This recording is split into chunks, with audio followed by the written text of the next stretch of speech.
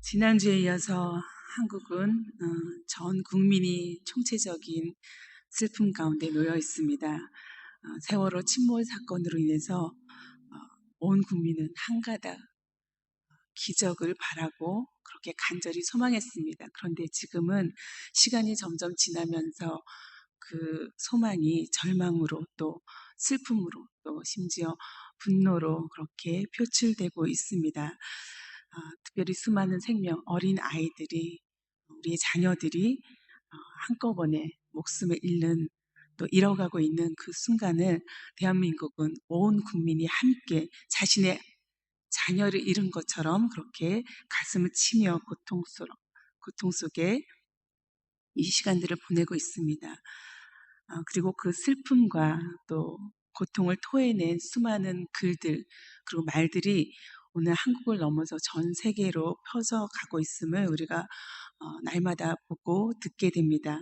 오늘 여기에 우리가 읽었던 시편 30편의 노래는 한 개인의 노래, 다윗이 자신의 죽음으로부터 건짐받고 그 질병으로부터 다시 고침받은 것에 대한 감사의 노래이면서 전 국민의, 전 이스라엘의 노래였던 것을 우리가 보게 됩니다.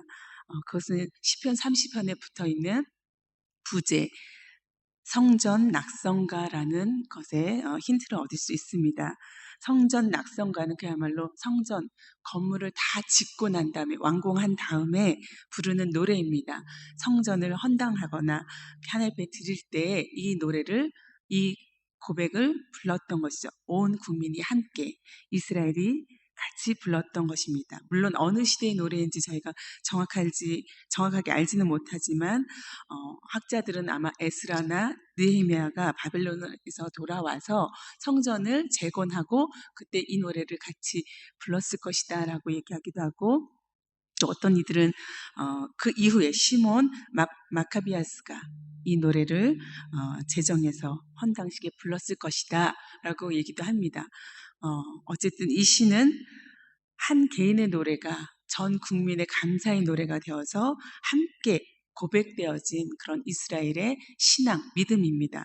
그런데 이 이스라엘의 백성들이 불렀던 이 노래가, 다윗의 노래가, 성전 낙성가가 오늘 우리에게 시편이라는 글로 남겨져서 다시 읽혀지고 불려지게 되었습니다. 그런데 오늘 우리는 어떤 노래를 부를 수 있을까요? 정말 이 순간에, 이 슬픔과 절망의 순간에, 그리고 이 분노의 순간에 우리는 어떻게 하나님을 찬양할 수 있을까요? 그것이 오늘 우리의 숙제이고 또 고통입니다. 그러나 오늘 또 다시 고백했던 그 내용 가운데 오늘 우리가 하나님 앞에 나아가서 고백해야 될 그 찬양의 이유가 무엇인지 같이 찾고 또 고민하는 그런 저와 여러분 되기를 원합니다. 먼저 다윗은 하나님을 높이는 이유, 하나님을 찬양하는 이유를 1절, 2절, 3절에 이렇게 고백합니다. 그가 나를 끌어내셨고 고치셨고 회복시켰다. 그 말씀을 다시 읽어보면 1절에 새 번역에서는 이렇게 찬양합니다. 주님께서 나를 수렁에서 건져주시고 내 원수가 나를 비웃지 못하게 해주셨으니 내가 주님을 우러러 찬양하렵니다. 2절에 주 나의 하나님, 내가 주님께 울부짖었더니 주님께서 나를 고쳐주셨습니다. 3절에 주님, 스올에서 이 몸을 끌어올리셨고 무덤으로 내려간 사람들 가운데서 나를 회복시켜 주셨습니다. 계속해서 주님 이렇게 고백하면서 주님이 나를 이렇게 반복해서 고백합니다. 주님께서 나를 끌어올리셨고 고쳐주셨고 회복시켰습니다. 나를 죽음으로부터 질병으로부터 완전히 건져주셨습니다. 라고 다윗은 고백하고 있는 것입니다. 하나님께서 행하시기로 한다면, 결심하신다면 하나님은 충분히 우리를 고치시고 회복시키시고 끌어올리시는 그런 분임을 우리는 알고 있습니다. 그러나 그 일이 인간의 통로를 통해서 어떤 수단을 통해서 이루어지긴 하죠. 그러나 때로는 그것들이 우리 눈에 보이지 않아서, 그리고 당장 잡혀지지 않아서 우리는 그 구원을 정말 타는 목마름으로 그렇게 기다리고 있습니다. 그런데 어, 다윗은 자신의 이 고백을 가지고 4절에 성도들아 라고 하면서 성도들에게 찬양할 것을 명령합니다. 너희들은 찬양하고 기억하고 감사하라 라고 나의 고백이 너희들의 고백이고 찬양이고 기도가 되기를 원한다고 말하고 있습니다. 4절에 다시 읽으면 주의 성도들아 여호와를 찬송하며 그의 거룩함을 기억하며 감사하라 라고 말하고 있습니다. 성도들이 무엇입니까? 성도들에 해당하는 그 히브리어는 하시딤이라고 하는데, 그 하시딤은 헤세드라는 말에서 나온 말입니다. 헤세드는 무엇입니까?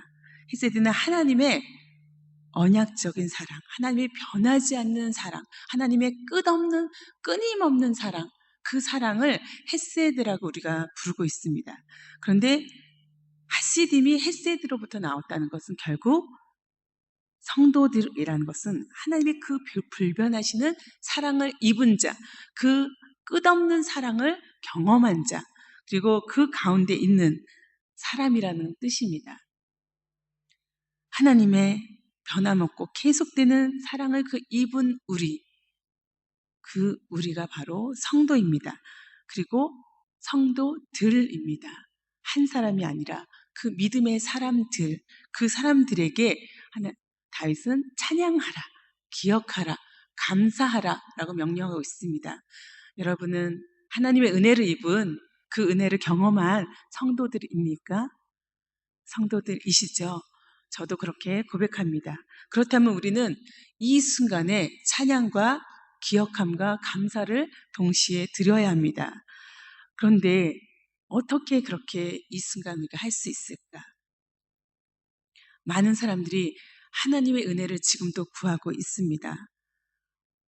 내가 간절히 원하는 그 은혜가 바로 이 순간 주어지길 원합니다. 그러나 그 은혜가 주어지지 않을 때에도 우리는 찬양과 감사를 계속해야 합니다. 왜냐? 지금까지 우리는 그 은혜 가운데 있었기 때문입니다. 우리가 그것을 느끼든 느끼지 못했든 간에 날마다 그 은혜 가운데 우리가 살아왔기 때문입니다. 이 순간도 그 은혜가 아니면 저희가 여기에 있을 수 없기 때문입니다. 우리가 지금 누리고 있는 생명, 우리가 누리고 있는 삶의 터전, 그리고 온갖 좋은 것들, 다 이 모든 것들이 하나님으로부터 오지 않았다면, 하나님이 허락하지 않았다면 지금 우리에게 주어지지 않은 것이죠. 고난 가운데 있는 우리도 지금 이 순간도 우리는 이런 고백을 하나님께 드려야 합니다. 왜냐? 5절에 보면은 그의 노염, 그 노염은 잠깐이요 그의 은총은 평생이기 때문입니다. 우리가 잠시 하나님의 진노 가운데 노염 가운데 놓여 있을지라도 하나님의 은총 가운데 우리가 평생을 살아왔고 앞으로도 살 것이기 때문입니다.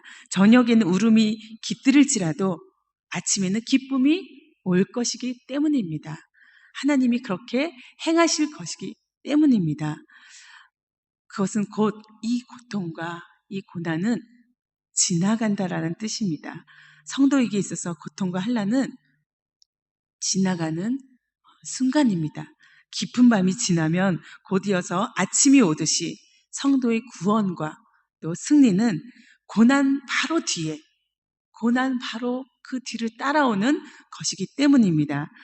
물론 고난은 너무도 대단히 충격적이어서 우리를 너무도 크게 흔들어 놓고 때로는 무기력하게, 때로는 폭발할 것 같은 그런 분노를 몰고 오기도 합니다. 그러나 성도의 마지막에는 이 구원과 승리가 있을 것입니다. 그 비결을 다윗은 그 이후에 내가 이렇게 해보았더니, 내가 경험해보았더니 내 안에 이런 고백이 나온다고 그 비결을 6절에서부터 11절까지 쭉 나열하고 있습니다. 그런데 6절에 보면은 그는 이전에 잠시나마 내가 편히 지낼 때는 이제는 영원히 흔들리지 않겠지라고 생각했던 사람이었습니다. 나는 흔들림 없는 사람입니다. 흔들리지 않을 것입니다라고 자기 스스로 자신하고 그렇게 자신만만해했던 그런 사람입니다. 자기를 신뢰했던 사람이죠. 자기가 흔들리지 않을 줄 알았습니다. 그런데 하나님이 그 얼굴을 가리고 외면했을 때, 하나님께서 그 얼굴을 보여주지 않았을 때 다윗은 하염없이 무너졌습니다. 물론 그 하나님의 외면은 완전한 외면이 아니죠. 잠시 그 얼굴을 볼 수 없는 외면입니다. 하나님께서 예수 그리스도를 십자가에서 버리신 것처럼, 잠시 그를 버리신 것처럼 그렇게 우리도 하나님이 나를 외면하는 것처럼 여겨질 때가 있습니다. 그러나 하나님을 의지하지 않는 사람, 자신을 의지하는 사람, 하나님을 신뢰하지 않는 사람, 그 사람에게는 잠시 그 외면을 행하시기도 한다는 것입니다. 그러나 모든 고난이 징벌은 아닌 것입니다. 성도에게 있어서 하나님은 그 고난조차도 결국 선으로 바꾸시고 만들어 가시는 분임을 우리가 고백합니다. 하나님은 오히려 그 고난을 통해서 우리가 하나님을 찾게 되기를, 간절하게 하나님을 부르짖기를 원하십니다. 그때 주님하고 8절에 다윗은 그의 교만으로부터 돌이켜서 하나님을 찾게 되었습니다. 주님, 내가 주님께 부르짖었고 주님께 은혜를 간구하였습니다. 이렇게 고난 가운데 하나님을 찾을 때, 하나님을 부르짖을 때 하나님께서 어떻게 행하셨는지 그 이후에 계속 고백하고 있습니다. 다윗은 이런 하나님의 은혜를 간구하면서 어린아이가 부모에게 떼쓰듯이 하나님께 그렇게 호소합니다.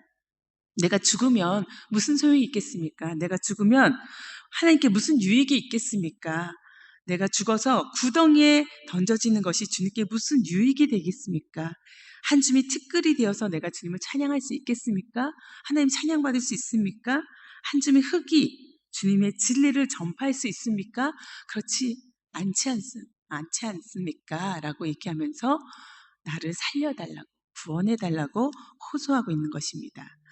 그것은, 그렇게 호소할 수 있는 근거는 바로 하나님의 긍휼, 하나님의 은혜, 하나님의 그 긍휼하심, 또 긍휼 베푸시기를 좋아하시는 그 하나님의 은혜 가운데, 그 자비 가운데 있습니다. 하나님은 그런 분이기 때문에 우리가 하나님께 간구하고 이 고통 가운데도 나아갈 수 있는 것입니다. 10절에 계속해서 다윗은 주님, 귀를 기울여 들어주십시오. 나에게 은혜를 베풀어 주십시오. 주님께서 나를 돕는 분이 되어 주십시오. 도와달라고, 그 은혜를 달라고 계속해서 간구합니다. 다윗이 이렇게 호소하고 간구할 수 있는 것은 하나님이 반드시 긍휼을 베푸시고 또 은혜를 베푸실 것을 믿고 또 신뢰했기 때문입니다. 내 부르짖음에 귀를 기울이고 들어주시는 분이라는 것을 분명히 그가 알았기 때문에, 나를 분명히 도와주실 것이라는 것을 알았기 때문에 이제 그는 마지막으로 이렇게 11절에 고백합니다. 주님께서는 내 통곡을, 이 울부짖음을 기쁨의 춤으로 바꾸어 주셨습니다. 그렇게 이미 행하셨습니다 라고 고백합니다. 나의 베옷을 벗기고 기쁨으로 띠띠우셨습니다. 그것은 나의 베옷, 슬픔의 상복을 벗기시고 기쁨의 나들이옷, 정말 즐겁게 나들이할 때 입는 그 옷으로 나를 갈아입게 하셨다는 것입니다. 주님께서 내 고난을 넘어가게 하셨다. 그가 그 처절한 고난까지도 선하게 사용하셨다는 것을 다윗은 찬양하고 있습니다. 우리는 아직까지 슬픔과 절망과 또 분노 가운데 놓여 있습니다. 그러나 하나님께서 정말 놀라운 기적을 행할 것을 계속해서 붙들면서도 우리는 또다시 하나님의 구원을 바랍니다. 하나님, 저 물속에 있는 아이들을 건져내지는 못할지라도 우리의 이 절망으로부터, 이 슬픔으로부터, 이 분노로부터 우리를 건져 주십시오. 그것이 나의 고백만이 아니라 대한민국 온 백성의 고백이 되고 믿음의 사람들, 특별히 성도들의 고백이 되게 하여 주십시오. 그렇게 간구해야 될 것입니다. 또한 정말 물속에 잠겨있는 아이들처럼 그 아이를 보낸 부모처럼 내 고통 가운데 몸부림치는 그런 우리 주변의 성도들이 있습니다. 그 성도들도 함께 이런 찬양을 부르게 될 날을 간절하게 바랍니다. 마지막 다윗은 이렇게 고백합니다. 내 영혼이 잠잠할 수 없어서 주님을 찬양하렵니다. 주 나의 하나님, 내가 영원토록 주님께 감사를 드립니다. 이 고백이 저와 여러분의 입술을 통해서 하나님께 다시 올려드려지기를 간절히 원합니다.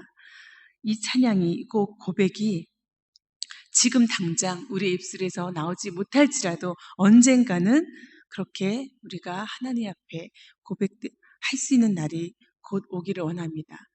그것이 나 개인의 고백이 아니라 우리 모두의 고백이 되기를 간절히 소원합니다. 이 기도를 오늘 아침 저와 여러분이 함께 드리기를 바랍니다.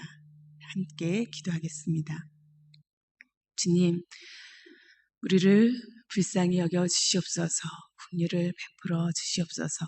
특별히 고난 가운데 몸부림치는 수많은 주님의 백성들을 굽어 살피시사 하나님, 우리를 이 슬픔으로부터, 절망으로부터, 몸부림으로부터, 또 분노로부터, 또 불만과 또 다른 이들을 탓하는 그 모든 죄악으로부터 건져 주시옵소서. 주님께서는 분명히 그렇게 행하실 것을 믿습니다. 하나님은 선하신 분인 것을 고백합니다. 우리 삶 가운데 하나님의 그 선하심을 반드시 드러내서 보여주시고 또 우리가 그렇게 고백하고 주님을 찬양하고 기억하고 감사할 수 있도록 인도하여 주시옵소서. 예수 그리스도의 이름으로 기도합니다. 아멘.